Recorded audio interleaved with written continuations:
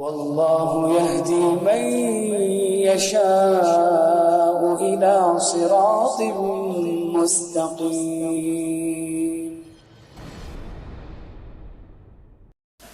وأشهد أن لا إله إلا الله وحده لا شريك له وأشهد أن محمدا عبده ورسوله أما بعد فإن خير الحديث كتاب الله وخير الهدي هدي محمد صلى الله عليه وسلم وشر الأمور محدثاتها وكل محدثة بدعة وكل بدعة ضلالة وكل ضلالة في النار.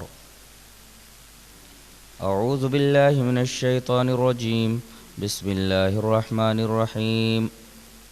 قاف والقرآن المجيد بل عجبوا أن جاءهم منذر منهم فقال الكافرون هذا شيء عجيب أإذا متنا وكنا ترابا ذلك رجع بعيد قد علمنا ما تنقص الأرض منهم وعندنا كتاب حفيظ بل كذبوا بالحق لما جاءهم فهم في أمر مريج أفلم ينظروا إلى السماء فوقهم كيف بنيناها وزيناها وما لها من فروج والأرض مددناها وألقينا فيها رواسي وأنبتنا فيها من كل زوج بهيج تبصرة وذكرى لكل عبد منيب ونزلنا من السماء ماء مباركا فأنبتنا به جنات وحب الحصيد والنخل باسقات لها طلع نضيد رزقا للعباد وأحيينا به بلدة ميتا كذلك الخروج.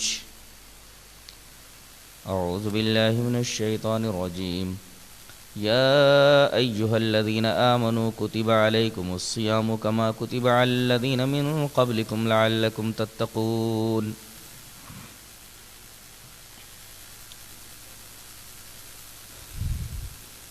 خطبہ مسنونہ کے بعد میں نے سورہ بقرہ کی ایک مشہور آیت کریمہ تلاوت کی ہے. سب سے پہلے اس آیت کریمہ کا ترجمہ ذہن نشین کر لیں. ترجمہ یہ ہے: اے ایمان والو، تمہارے اوپر روزے فرض کیے گئے جیسا کہ تم سے پہلے لوگوں کے اوپر روزے فرض کیے گئے تھے تاکہ تم متقی ہو جاؤ.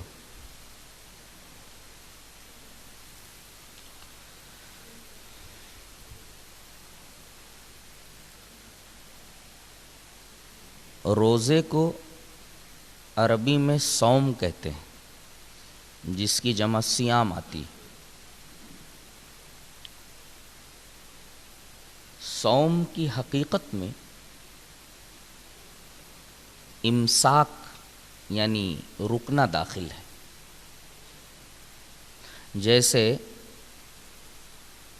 جب کوئی گھوڑا چلنے پھرنے اور کھانے پینے سے رک جاتا تھا تو عرب اس گھوڑے کو فرس صائم کہتے تھے. اسی طرح چھری چلتے چلتے جب کند ہو جاتی تھی، کاٹنے سے رک جاتی تھی، تو ایسی چھری کو عرب الصائم من السکاکین بولتے تھے. اسی طرح سے کنویں پر پانی نکالنے کے لیے جو گول چرخی ہوا کرتی تھی، جس کو عربی میں بکرا کہتے ہیں، یہ جب چلنے سے رک جاتی تھی تو اس کو کہتے تھے الصائم من البکرات. خلاصہ یہ نکلا کہ صوم کی حقیقت میں امساک داخل ہے، اور وہ امساک کسی بھی چیز کے بارے میں ہو سکتا ہے. یعنی لغت میں اس کو امساک ان ای امرن کہہ سکتے ہیں. کسی بھی چیز سے رک جانے کو صوم کہتے ہیں. اصطلاح شریعت میں صوم کسے کہتے ہیں؟ اصطلاح شریعت میں صوم کی تعریف یہ ہے: الامساک عن المفترات من طلوع الشمس الى غروب الشمس بنیت خالصۃ للہ عز وجل. یعنی طلوع آفتاب سے لے کر غروب آفتاب تک خالص اللہ کو خوش کرنے کی نیت سے ان تمام چیزوں سے رک جانا جن چیزوں سے رکنے کے لیے اللہ تبارک و تعالی نے تم سے کہا ہے.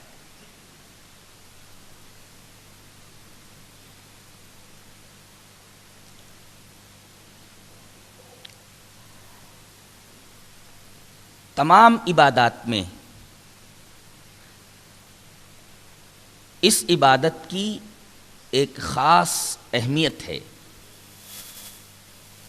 اسے ایک خاص امتیاز حاصل ہے. اس امتیازی پہلو کو ایک حدیث قدسی میں، جسے امام بخاری رحمۃ اللہ علیہ کتاب التوحید کے اندر لائے ہیں، واضح کیا گیا ہے. حدیث اس طرح ہے: وعن نبی ہریرہ رضی اللہ تعالی عنہ عن النبی صلی اللہ علیہ وسلم قال یقول اللہ عز وجل الصوم لی وانا اجزی به یدع شہوته واکلہ وشربہ من اجلی الصوم جنۃ وللصائم فرحتان فرحۃ حین یفطر وفرحۃ حین یلقى ربہ وَلَخَلُوفُ الصَّائِمِ أَطْيَبُ عِنْدَ اللَّهِ مِنْ رِيحِ الْمِسْكِ رواہ البخاری فی کتاب التوحید. امام بخاری اس حدیث کو کتاب التوحید میں لائے. ترجمہ یہ ہے، حضرت ابو ہریرہ رضی اللہ تعالیٰ عنہ فرماتے ہیں کہ نبی کریم صلی اللہ علیہ وسلم نے ارشاد فرمایا کہ اللہ فرماتا ہے، یعنی یہ حدیث قدسی ہے. اللہ کیا فرماتا ہے؟ الصوم لی، یہ عبادت روزہ یہ میرے لیے ہے اور میں ہی اس کا بدلہ دوں گا. یہ بات کسی اور عبادت کے تعلق سے نہیں کہی گئی، صرف روزہ ہی وہ عبادت ہے جس کے بارے میں ایسا جملہ اللہ تبارک و تعالی نے ارشاد فرمایا کہ روزہ میرے لیے ہے اور میں ہی اس کا بدلہ دوں گا. آگے یہ فرمایا کہ وہ اپنی خواہشات کو، اپنے کھانے کو، اپنے پینے کو میری وجہ سے چھوڑ دیتا ہے. یدع شہوتہ واکلہ وشربہ من اجلی، اپنی خواہشات کو، اپنے کھانے کو، اپنے پینے کو میری وجہ سے چھوڑ دیتا ہے. آگے فرمایا الصوم جنۃ، روزہ ڈھال ہے. یہ ڈھال کب استعمال کی جاتی تھی؟ میدان جنگ میں جو لوگ لڑنے کے لیے آتے تھے ان کے ایک ہاتھ میں تلوار ہوتی تھی اور ایک ہاتھ میں ڈھال ہوتی تھی. تلوار سے وہ مقابل کے اوپر حملہ کرتے تھے اور مقابل کے وار کو اپنی ڈھال کے اوپر روکتے تھے. اس طرح وہ تلوار کے وار سے ڈھال کے ذریعے بچ جایا کرتا تھا. یہاں اللہ تبارک و تعالی نے اپنے رسول کی زبان سے یہ کہلوا دیا ہے کہ تم اپنے امتیوں سے کہہ دو کہ الصوم جنۃ، روزہ ڈھال ہے. کوئی بھی پریشانی آئے، کوئی بھی تکلیف آئے، اسی طریقے سے کسی بھی گناہ سے تمہیں بچنا ہو تو یہ روزہ ان تمام چیزوں کے لیے ڈھال کی حیثیت رکھتا ہے. یہ روزہ تمہیں برائیوں سے بچائے گا، یہ روزہ تمہیں دیگر آفات سماویہ اور ارضیہ سے بچائے گا. اس وجہ سے اس کو ڈھال کہا گیا. اور آگے یہ فرمایا گیا کہ روزے دار کو دو خوشیاں نصیب ہوتی ہیں. ایک خوشی تو اس وقت اسے حاصل ہوتی ہے جب وہ افطار کر رہا ہوتا ہے، افطار کے وقت اسے خوشی نصیب ہوتی ہے، اور دوسری خوشی اس روزے کی وجہ سے اس وقت اسے نصیب ہوگی جب وہ اپنے رب سے ملاقات کرے گا.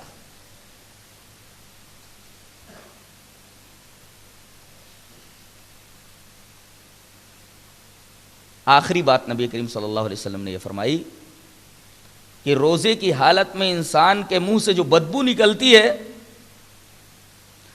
یہ بدبو اللہ تبارک و تعالی کے نزدیک مشک کی خوشبو سے بھی زیادہ بہتر ہے. مشک کی خوشبو سے بھی زیادہ محبوب ہے، اس کے نزدیک زیادہ اچھی ہے۔ اس حدیث پاک سے استدلال صرف یہ کرنا تھا کہ یہ وہ خاص عبادت ہے جس کے بارے میں اللہ تبارک و تعالی نے نبی کی زبان سے اس حدیث قدسی میں یہ کہلوایا ہے کہ روزہ میرے لیے ہے اور میں اس کا بدلہ دوں گا۔ اس کی وجہ کیا ہے؟ غور کریں تو اس کی وجہ واضح طور پر یہ سمجھ میں آتی ہے کہ تمام عبادتوں میں ریا، نمود اور نمائش کا امکان ہو سکتا ہے، لیکن روزہ ایسی عبادت ہے کہ اس میں اس کا امکان نہیں ہے۔ مثلا ایک آدمی نماز پڑھ رہا ہے، لمبے لمبے رکوع کر رہا ہے، لمبے لمبے سجدے کر رہا ہے، ہو سکتا ہے کہ وہ اپنے ان طویل سجدوں اور اپنے طویل رکوعوں کے ذریعے اپنے زہد، اپنے تقوی اور اپنی بزرگی اور اپنی پارسائی کا دھوس جمانا چاہ رہا ہو کہ میں بہت پارسا ہوں، بہت زیادہ متقی ہوں، بہت زیادہ پرہیزگار ہوں، بہت بڑا زاہد ہوں۔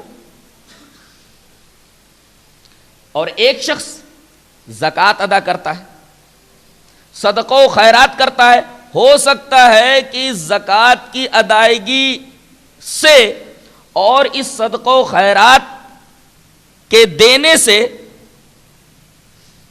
وہ دوسروں کے اوپر اپنی سخاوت، اپنی فیاضی اور اپنے مالدار ہونے کا روب جمانا چاہتا ہو۔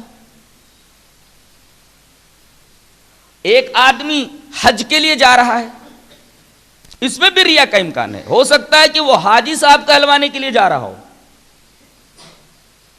لیکن روزہ کے اوپر اگر آپ غور کریں تو آپ کو یہ معلوم ہوگا کہ اس کے اندر اس طریقے کا کوئی امکان نہیں ہے۔ ایک شخص غسل خانے میں ہے، سخت گرمی کا موسم ہے، پیاس کی شدت سے اس کا حلق سوکھا ہوا ہے، زبان سوکھی ہوئی ہے، غسل خانے میں ہے، غسل خانے کا دروازہ بند ہے، وہ چاہے تو وہاں پانی پی سکتا ہے اور باہر روزہ دار بنا رہ سکتا ہے، لیکن سخت پیاس کی حالت میں غسل خانہ کا دروازہ بند ہونے کے باوجود کیا مجال کہ وہ ایک قطرہ اپنے حلقوم سے نیچے پانی اتار لے۔ خوف خدا اور عقیدہ آخرت کا جو استحضار اس عبادت میں پایا جاتا ہے اور کسی عبادت کے اندر نہیں پایا جاتا، اسی وجہ سے اس کے اسی امتیازی پہلو کے پیش نظر نبی کریم صلی اللہ علیہ وسلم نے اللہ تبارک و تعالی کی طرف نسبت کر کے یہ فرمایا اس حدیث قدسی کے اندر کہ روزہ ایسی عبادت ہے جس کے بارے میں اللہ نے یہ فرما دیا کہ یہ عبادت میرے لیے خاص ہے، اور جب میرے لیے ہی یہ خاص ہے تو میں ہی اس کا بدلہ دوں گا، اور جب وہ بدلہ دینے پر آئے گا تو وہ اپنی شان کے اعتبار سے بدلہ دے گا۔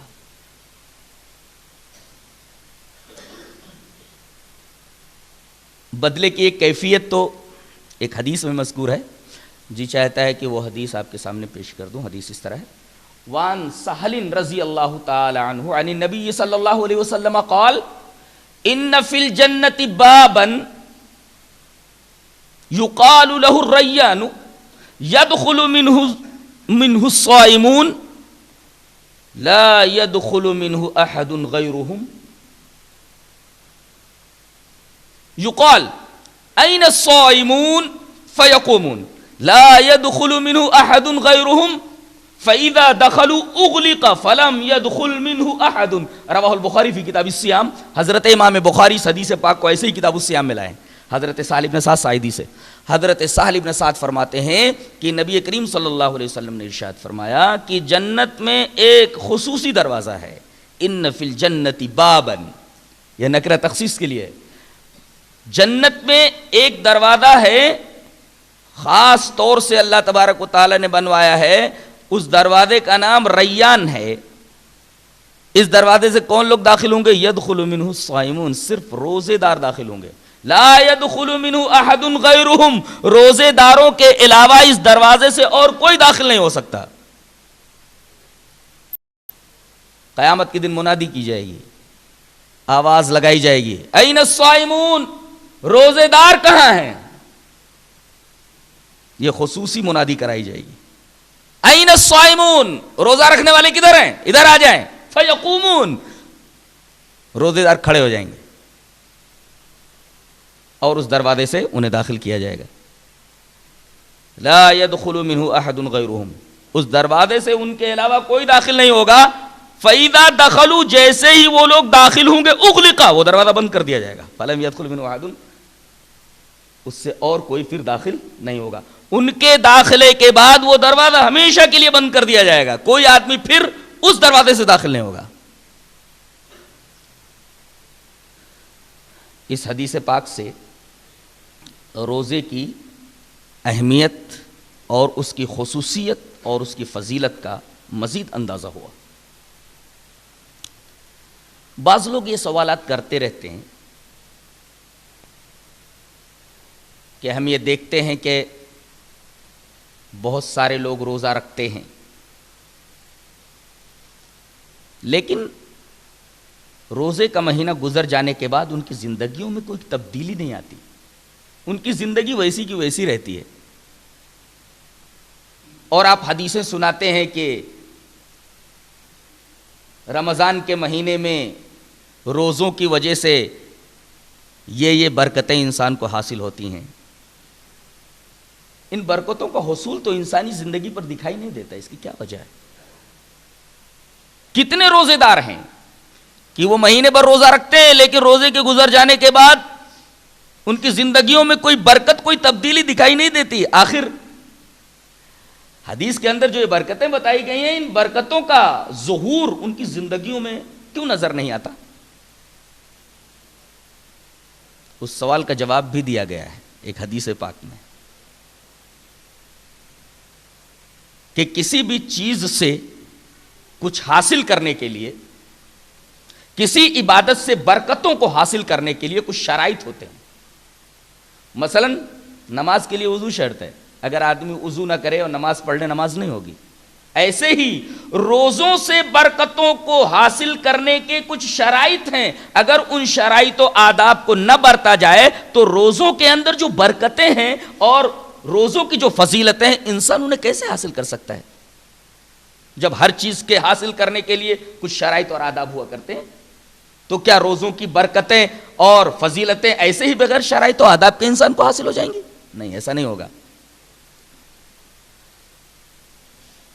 جن لوگوں کے اوپر رمضان کے بعد رمضان کی برکتیں اور فضیلتیں ظاہر نہیں ہوتی، ان کی زندگیوں کے اندر کوئی تبدیلی نہیں آتی، وہ لوگ در حقیقت روزے کے ظاہر کے اوپر نگاہ رکھتے ہیں، اس کی معنویت کو نگاہ میں نہ رکھ کر کے اس کی روح کو فراموش کر دیتے ہیں۔ ایک حدیث میں اسی شبہے کا جواب دیا گیا ہے۔ حدیث اس طرح ہے، وعن ابی ہریرہ رضی اللہ تعالی عنہ عن النبی صلی اللہ علیہ وسلم قال من قام لیلۃ القدر ایمانا واحتسابا غفر له ما تقدم من ذنبه ومن صام رمضان ایمانا واحتسابا غفر له ما تقدم من ذنبه رواہ البخاری فی کتاب الصیام۔ امام بخاری اس حدیث پاک کو کتاب الصیام ہی کے اندر لائے ہیں۔ حضرت ابو ہریرہ فرماتے ہیں کہ نبی کریم صلی اللہ علیہ وسلم نے ارشاد فرمایا کہ جس آدمی نے لیلۃ القدر میں، وہ ایک ہی رات ہے، چاہے وہ ہندوستان کی رات ہو چاہے عرب کی رات ہو، ایک ہی رات ہے، قرآن ایک ہی رات میں اترا ہے، لیلۃ القدر مختلف نہیں ہوتی، ہندوستان کی لیلۃ القدر الگ، عرب کی لیلۃ القدر الگ۔ لوگ بہت بڑی غلط فہمی میں مبتلا ہیں اور یہ رات ان کے ہاتھوں سے نکل جا رہی ہے۔ فرمایا گیا من قام لیلۃ القدر ایمانا واحتسابا غفر له ما تقدم من ذنبہ، جس آدمی نے لیلۃ القدر کے اندر قیام کیا 2 شرطوں کے ساتھ، تو اس کے پچھلے گناہ معاف کر دیے جائیں گے۔ یہ 2 شرطیں کیا ہیں؟ اب آدمی کے جب پچھلے گناہ معاف ہو جائیں گے، ظاہر ہے گناہوں کا بوجھ اگر بدن سے اتر جائے تو برکتوں کے آثار تو اس کی زندگی میں نظر آئیں گے ہی، اور اگر گناہ اس کے معاف نہ ہوں تو ظاہر ہے اس کی زندگی جیسے پہلے تھی ویسے رمضان کے بعد بھی رہے گی۔ اس کے پچھلے گناہ معاف کر دیے جائیں گے جو شخص لیلۃ القدر کے اندر قیام کرے۔ شرط یہ ہے، پہلی شرط ایمان، دوسری شرط احتساب۔ کبھی آپ نے غور کیا اس حدیث پاک پر؟ پہلی شرط گناہوں کے بخش دیے جانے کی، وہ بھی پچھلے گناہوں کے بخش دیے جانے کی 2 شرط۔ ایک شرط ہے ایمان اور دوسری شرط ہے احتساب۔ ایمان میں غور کیجئے، اگر آدمی کی زندگی میں توحید نہیں ہے اس کا روزہ رکھنا بیکار ہے، وہ روزوں کی برکتوں اور فضیلتوں سے نفع اندوز نہیں ہو سکتا، اور روزہ اس کے لیے بے فائدہ ہے۔ اس کے لیے ایمان ضروری ہے، اس کی زندگی میں توحید کا ہونا ضروری ہے۔ اگر اس کی زندگی توحید سے خالی ہے تو روزوں کے اثرات اس کے بدن پر، اس کی زندگی کے اندر ظاہر ہو ہی نہیں سکتے، اس کا روزہ رکھنا بیکار ہے۔ اس لیے کہ میں نے بتایا تھا کہ توحید کا جہاں پہلا قدم پڑتا ہے وہیں آخری قدم پڑتا ہے، یعنی توحید ایک دائرہ ہے اور اس دائرے کے اندر پورا دین ہے۔ آدمی کا دین اسی وقت تک محفوظ ہے جب تک کہ توحید کے دائرے میں ہے۔ اگر توحید کے دائرے سے کوئی چیز باہر نکل گئی کہ وہ دین نہیں ہے۔ کتنے لوگ ہیں جن کی زندگیوں کے اندر توحید نہیں ہے، بدعتی ہیں، وہ سر سے پیر تک بدعتوں میں ڈوبے ہوئے ہیں، سر سے پیر تک شرکیات میں ڈوبے ہوئے ہیں۔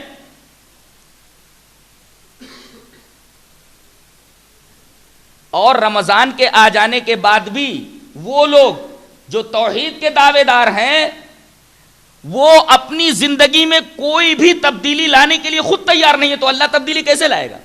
ٹھیک ہے تم توحید لیے بیٹھے رہو، توحید کے بعد اعمال کی بھی تو اہمیتیں ہیں۔ بعض لوگ کہتے ہیں کہ ہمارے لیے توحید کافی ہے، ہم اپنی زندگیوں کے اندر، اپنے عملوں کے اندر تبدیلی کیسے لائیں، کیوں لائیں؟ تو ایسے لوگ بھی رمضان کی برکتوں سے کوئی فائدہ نہیں اٹھا سکتے۔ تو پہلی شرط تو ایمان ہے، دوسری شرط ہے احتساب۔ احتساب کا 2 مطلب بتایا جاتا ہے۔ ایک تو یہ کہ روزہ آپ اللہ تبارک و تعالیٰ کو خوش کرنے کے لیے رکھیں، ایک روٹین سمجھ کر کے اس کو نہ برت جائیں کہ یہ مہینہ روزوں کا ہے روزے رکھ لیے جائیں، بلکہ اللہ کو خوش کرنے کے لیے یہ روزے رکھے جائیں۔ ایک مطلب تو احتساب کا یہ ہے، اور دوسرا مطلب یہ ہے کہ اپنی پچھلی زندگی کا محاسبہ کرو، اپنی کتاب زندگی کے اوراق پلٹو، دیکھو کہ میری زندگی کی کتاب کا کون سا صفحہ سفید ہے اور کون سا صفحہ کالا ہے۔ اگر کوئی صفحہ روشن نظر آئے تو اس پر اللہ کا شکر ادا کرو، اور کوئی صفحہ اگر کالا نظر آئے، بلیک نظر آئے، تو رو رو کر کے اس صفحے کو روشن کرنے کی درخواست کرو اللہ تبارک و تعالیٰ سے کہ میری زندگی کا وہ کالا صفحہ روشن کر دے۔ یہ ہے احتساب، اپنی زندگی کا محاسبہ۔ کیا ان 2 شرطوں کے ساتھ کوئی روزہ رکھتا ہے؟ سوال ہی نہیں ہے۔ بہت کم لوگ ہیں جو اس طریقے کا روزہ رکھتے ہیں اور یہ 2 شرطیں ان کے سامنے ہوتی ہیں، ایمان اور احتساب۔ تو ایمان ضروری ہے، احتساب ضروری ہے۔ توحید کے ساتھ یہ عبادت معتبر ہے۔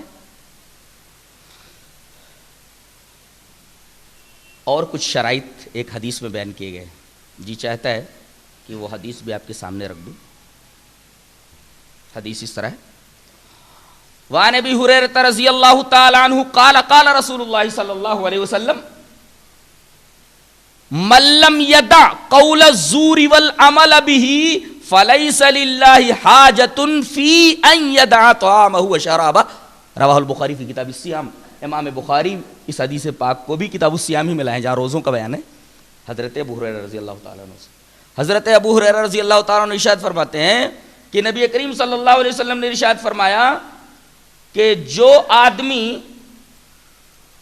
جھوٹی بات کو نہ چھوڑ دے اور جھوٹ پر عمل کو نہ چھوڑ دے، جو زور کو نہ چھوڑ دے اور جو زور پر عمل کو نہ چھوڑ دے، زور مانے جھوٹی بات، جھوٹی گواہی، ہر جھوٹ زور ہے، اور ہر جھوٹ کے اوپر عمل کرنا یعنی دغا بازی وغیرہ، تو جو آدمی جھوٹ کو نہ چھوڑے، دغا بازی کو نہ چھوڑے، تو اللہ تبارک و تعالی کو ایسے آدمی کے کھانے پینے کے چھوڑ دینے کی کوئی حاجت نہیں ہے، اس کو اس کی کوئی ضرورت نہیں ہے.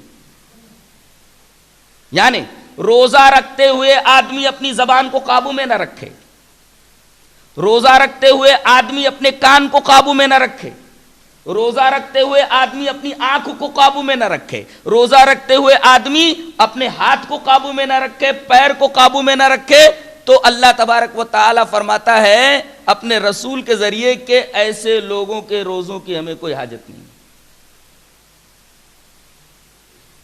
کتنے لوگ ہیں روزہ رکھ کر کے اپنی زبان کو قابو میں نہیں رکھتے، اپنی آنکھوں کو قابو میں نہیں رکھتے، جبکہ میں نے بتایا کہ صوم کی حقیقت میں رکنا داخل ہے. آنکھوں کو گناہوں سے روک لے، ہاتھ کو گناہوں سے روک لے، پیر کو گناہوں سے روک لے، کانوں کو گناہ کی بات سننے سے روک لے. اگر ان تمام چیزوں میں امساک پایا جاتا ہے، رکنا پایا جاتا ہے، تب تو آپ کا صوم ہوا، ورنہ آپ کا صوم نہیں ہوا. اب آپ سوال کر سکتے ہیں کہ بھئی کوئی آدمی کھانا نہیں کھاتا، پانی نہیں پیتا، خواہشات پوری نہیں کرتا، منہ سے گالیاں بکتا ہے، غلط باتیں سنتا ہے، کسی کے اوپر ہاتھ اٹھا دیتا ہے، غلط جگہوں پر چل کے جاتا ہے، تو اس کا روزہ ہوا کہ نہیں ہوا؟ بھوکا تو رہا، پیاسا تو رہا، قضائے شہوت سے رکا رہا.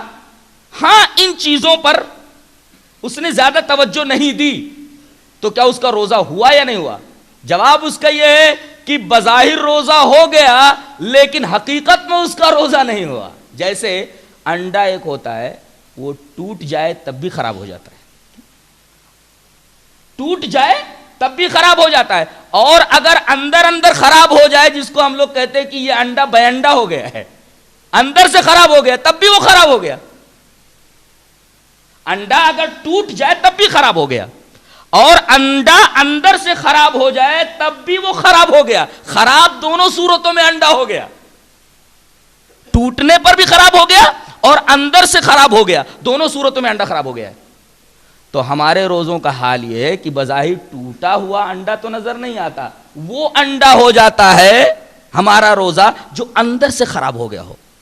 اسی وجہ سے دونوں انڈوں سے کوئی آدمی فائدہ اٹھا نہیں سکتا. ہمارے روزوں سے بھی برکتیں ہم حاصل نہیں کر پاتے.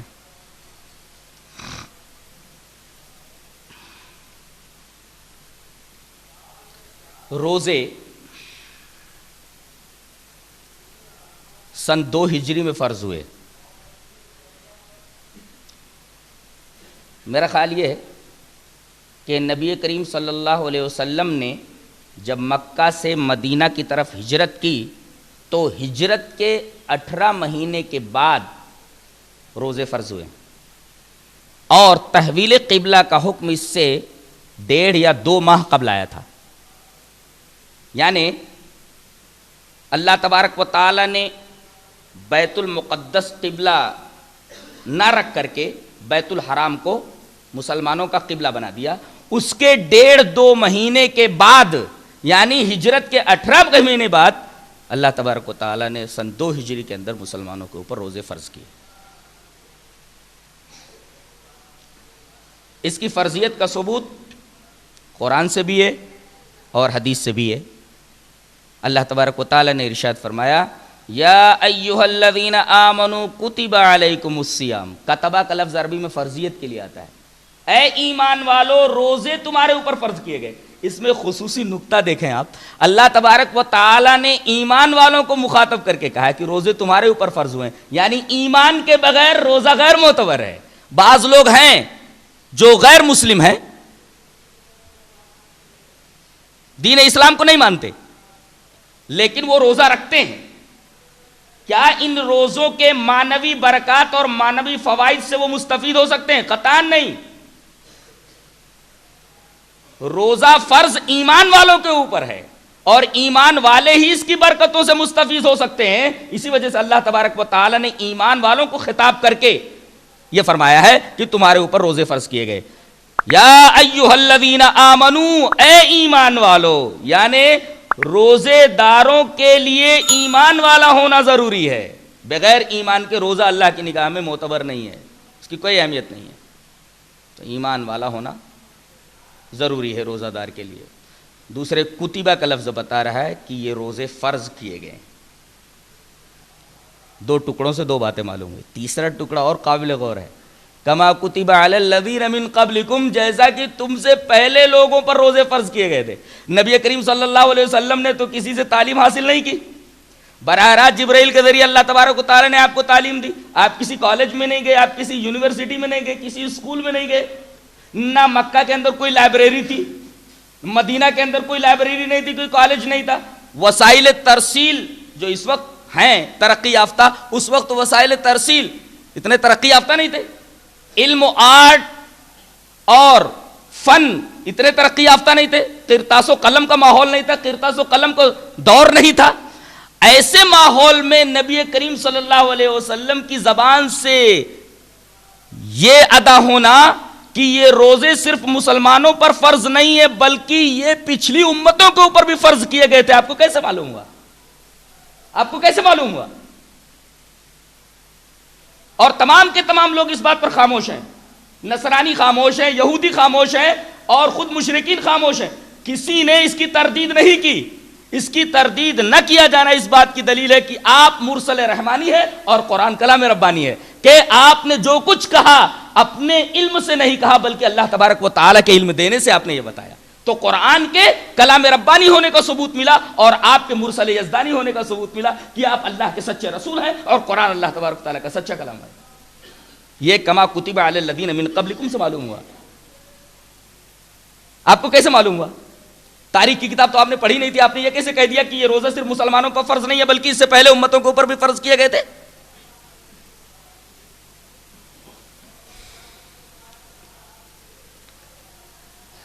آخری ٹکڑا روزوں کی فرضیت کی علت بتا رہا ہے کہ روزے اس لیے فرض کیے گئے ہیں، روزوں کی فرضیت کا سبب یہ ہے تاکہ تمہاری زندگی میں تقوی آ جائے۔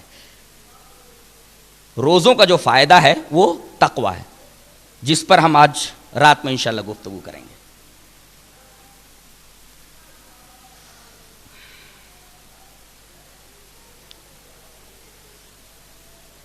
روزے پچھلی امتوں کے اوپر بھی فرض تھے۔ آپ دیکھیں گے کہ بائبل میں یہ موجود ہے کہ حضرت موسیٰ علیہ السلام نے کوہ طور پر 40 روزے رکھے، یہ موجود ہے۔ حضرت یحییٰ اور ان کے پیروکار روزے رکھتے تھے۔ حضرت دانیال علیہ السلام نے 3 ہفتے کے روزے رکھے، اور یہودیوں کا روزہ تو بالکل مشہور ہے، لیکن ان کے ہاں روزہ بالکل ایک رسمی عبادت کی حیثیت رکھتا تھا۔ وہ روزہ کب رکھتے تھے؟ جب کوئی آفت آتی تھی، جب کوئی خطرہ ہوتا تھا یا ماتم ہوتا تھا، اس وقت روزہ رکھتے تھے۔ اور اسی طریقے سے کوئی کفارہ ادا کرنا ہوتا تھا توبہ وغیرہ کا، تو یہ روزہ رکھتے تھے۔ یعنی ان کے ہاں روزہ بالکل ایک رسمی انداز کا تھا، اور وہ لوگ ایک مرتبہ افطار کرتے تھے بس۔ اس بارے میں بھی مسلمانوں کو تاکید کی گئی ہے کہ وہ یہودیوں کی مخالفت کریں۔ دوسرے مذاہب میں روزے اور اسلام میں روزے دونوں میں ایک گہرا فرق ہے۔ کہ دوسرے مذاہب کے روزے شمسی اعتبار سے رکھے جاتے ہیں. اس میں پریشانی یہ ہے کہ شمسی اعتبار سے اگر روزے کسی تکلیف دہ موسم میں متعین ہو گئے تو ہمیشہ اسی تکلیف دہ موسم میں آئیں گے.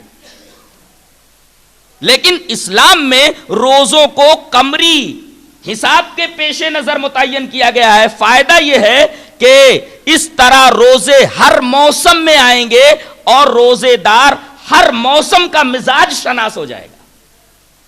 گرمی میں روزہ رکھنے کا جو احساس ہے اسے ہوگا, سردی میں روزہ رکھنے پر کیا محسوس ہوتا ہے اسے معلوم ہو جائے گا. ہر موسم کا مزاج شناس بنا دیا جاتا ہے قمری مہینے کے حساب سے روزہ متعین کر کے. اور دوسری خصوصیت اور بھی ہے کہ اللہ کھانے سے منع نہیں کر رہا ہے, کھانے سے منع نہیں کیا, کھانے کا وقت صرف بدل گیا ہے. آدمی جب صبح اٹھتا ہے تو فجر کے بعد کچھ لائٹ ناشتہ وغیرہ لیتا ہے کہ نہیں لیتا ہے. اللہ تبارک و تعالی نے بس اتنا کیا ہے کہ بندے تو صبح اٹھ کر کے سورج کے نکلنے کے بعد تو کچھ کھا لیتا تھا, اب ایسا کر تھوڑا پہلے کھا لیا کر. کھانے کی پابندی کہاں ہے؟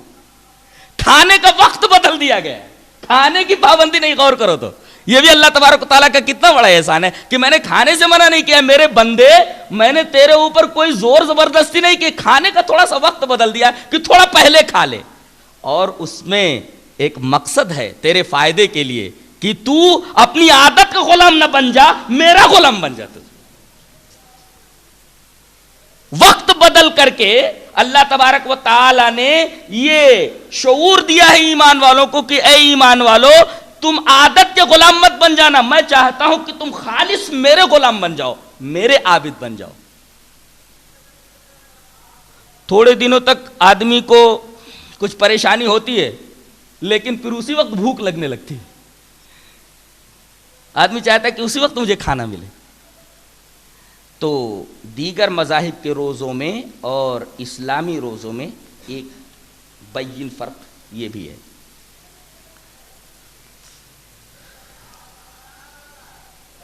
اس کا جو ایک اہم فائدہ ہے وہ یہ ہے کہ انسان دو چیزوں سے مرکب ہے. ایک پہلو اس کا زمینی ہے اور ایک پہلو اس کا آسمانی ہے. ان دونوں پہلوؤں سے انسان مرکب ہے. بلکہ آپ یوں کہہ لیں کہ دو جواہر سے مرکب ہے. ایک جوہر ارضی ہے اور ایک جوہر سماوی ہے. ارضی جوہر, اس کا کیا مطلب ہے؟ مادہ. انسان مادے سے بنا ہے, مٹی سے بنا ہے. اب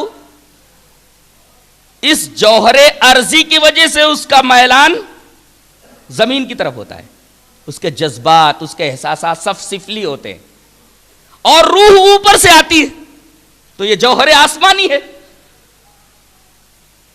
اور انسان کی فیروز مندی اور انسان کی کامیابی کا راز یہ ہے کہ اس کا جوہر آسمانی اس کے جوہر ارضی کے اوپر غالب آ جائے. اور اسلام یہی کرنا چاہتا ہے, اور اللہ تبارک و تعالی اپنے ماننے والوں اور اپنے اوپر ایمان لانے والوں کے ساتھ یہی کرنا چاہتا ہے کہ ان کا جوہر سماوی جوہر ارضی کے اوپر غالب آ جائے. فرشتوں کو دیکھو, انہیں کھانے کا احتیاج نہیں ہے, نہ کھانے کی ضرورت نہیں, نہ پینے کی ضرورت ہے, نہ قضاء شہوت کی ضرورت ہے. اب اگر یہ جوہر سماوی آسمان سے آنے والا جوہر مادی جوہر کے اوپر غالب آ جائے تو پھر انسان نیکیوں ہی کی طرف سبقت کرے گا. انسان نیکیوں سے پیچھے کب ہٹتا ہے؟ جب جوہر ارضی جوہر سماوی کے اوپر غالب آ جاتا ہے. اللہ اکبر. روزوں کے ذریعے اللہ تبارک و تعالیٰ نے یہ احسان ہمارے اوپر کیا ہے کہ ہم ذرا فرشتوں کی سب سے قریب ہو جائیں, زمین سے اٹھ کر کے ذرا ہم بلند ہوں آسمان کی طرف, کہ اللہ تبارک و تعالیٰ کی ایک معصوم مخلوق ہے ملائکہ, وہ نہ کھاتے ہیں نہ پیتے ہیں, نہ انہیں قضاء شہوت کی ضرورت ہے, وہ اللہ کے حکموں کے مکمل فرما بردار ہیں, وہ اس کے کسی حکم کی نافرمانی نہیں کرتے. تو ہم اٹھ کر کے ذرا فرشتوں کی صف کے قریب ہو جائیں. وہ کھانا نہیں کھا رہے, ہم بھی کھانا نہیں کھا رہے, وہ پانی نہیں پی رہے, ہم بھی نہیں پی رہے, قضاء شہوت سے مبرہ ہے، ہم بھی قضاء شہوت نہیں کر رہے. وہ زبان سے کچھ غلط بات نہیں نکالتے، وہ وہی کرتے ہیں جن کے کرنے کا اللہ حکم دیتا ہے. تو روزوں کی حالت میں ہم ایسے بن جائیں جیسے فرشتے ہوتے ہیں. اس طرح ہمارا جوہر ملکوتی جوہر ارضی کے اوپر غالب آ جاتا ہے. اور انسان کی فیروز مندی کا سارا راز یہی ہے، اس کی کامیابی کا سارا راز یہی ہے.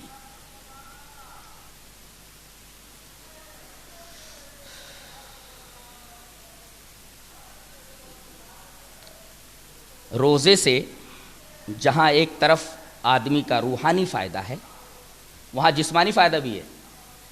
بہت سارے مریضوں نے یہ کہا، مختلف امراض میں مبتلا لوگوں نے یہ کہا، خاص طور سے ہارٹ پیشنٹس نے تو یہ کہا کہ روزوں کی وجہ سے ہمیں کافی آرام ملتا ہے، کافی سکون ملتا ہے، اور وہ روزوں کی برابر پابندی کرتے ہیں.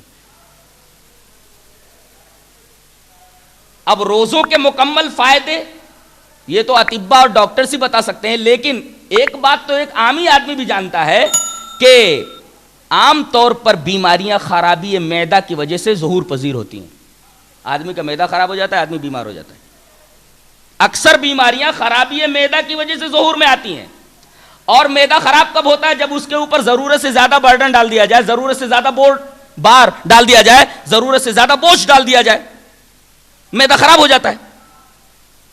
روزوں کے ذریعے معدے کے اوپر سے یہ بوجھ ذرا کم کر دیا جاتا ہے. مشین لوہے کی ہی کیوں نہ ہو، برابر چلتی رہے خراب ہو جاتی ہے.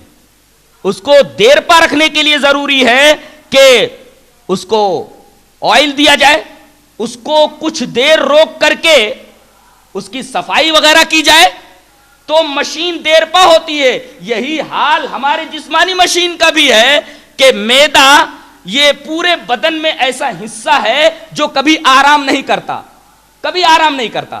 آنکھیں آرام کر لیتی ہیں، دماغ آرام کر لیتا ہے، ہاتھ پیر آرام کر لیتے ہیں، لیکن معدہ یہ ہضم جیسے محنت طلب وظیفے کو برابر ادا کرتا رہتا ہے، اس کو آرام نہیں ملتا. لہذا اس کو بھی تھوڑا سا آرام دے دو. اللہ تبارک و تعالی یہ مہینہ ہمیں دے کر کے معدے کے اوپر سے بڑی حد تک بوجھ اتار کر کے ہمارے جسم کو صحت مند رکھنے کا ایک پلان ہمیں دے رہا ہے. کیوں نہ ہم اس پلان کو قبول کریں اور صحت مند رہیں.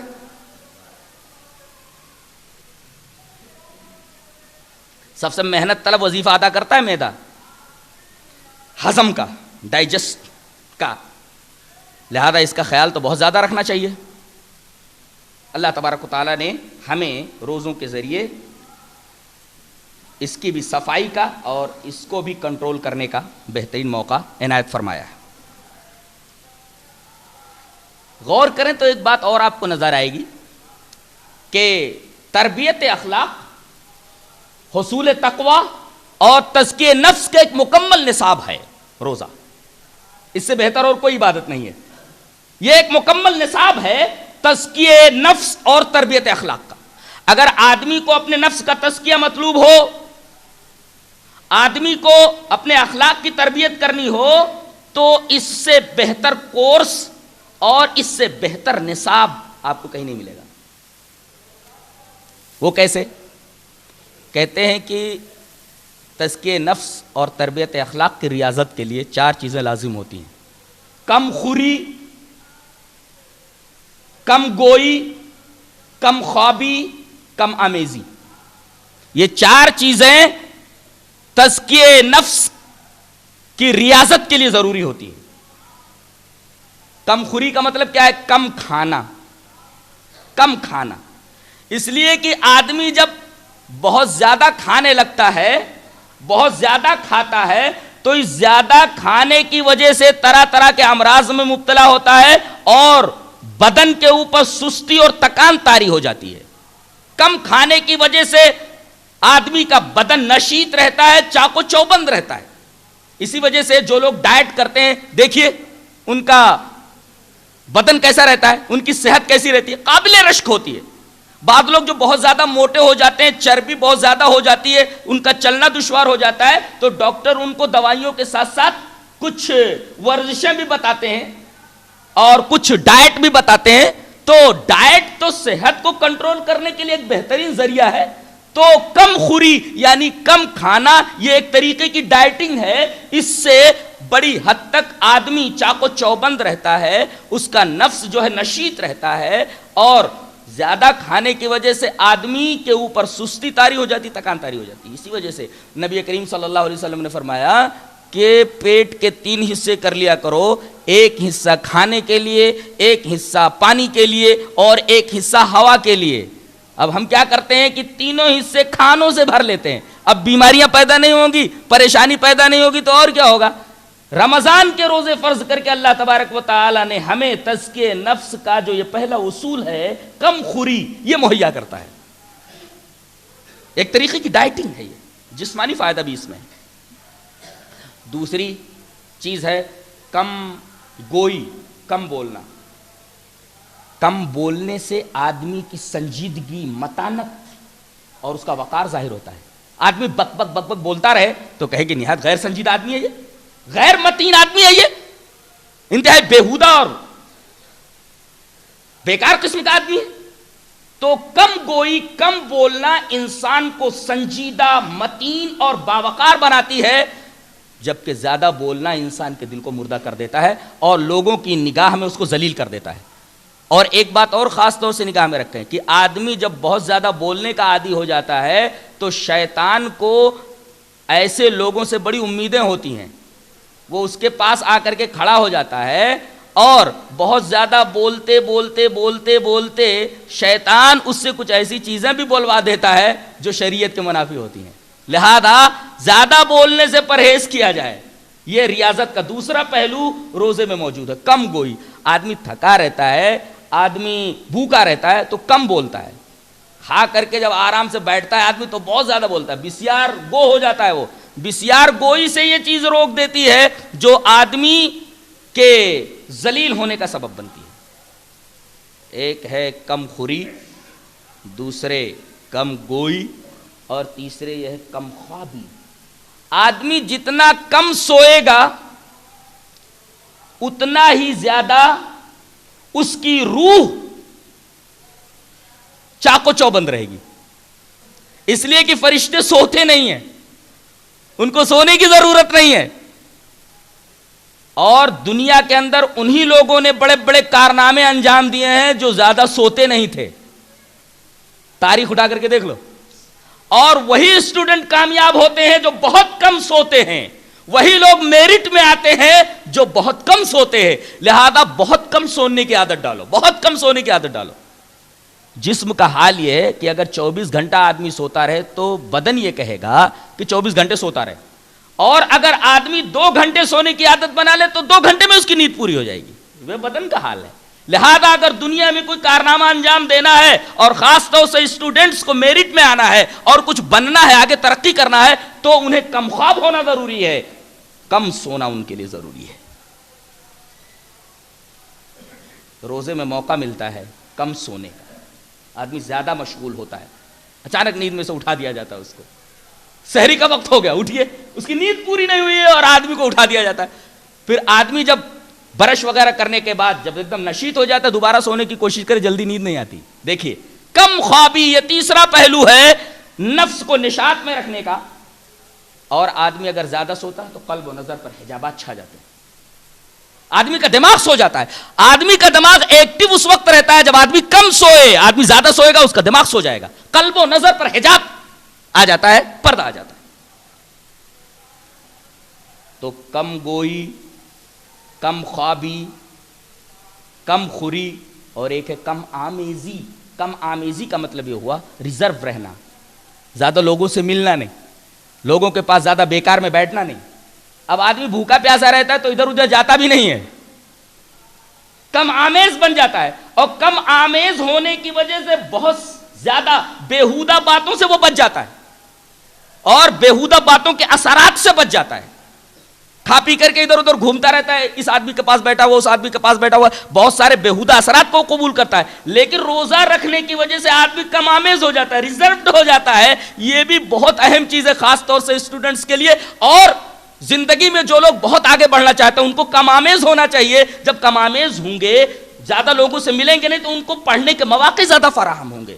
تو روزہ یہ مکمل ایک کورس ہے ریاضت کا، تزکیہ نفس کا، تربیت اخلاق کا.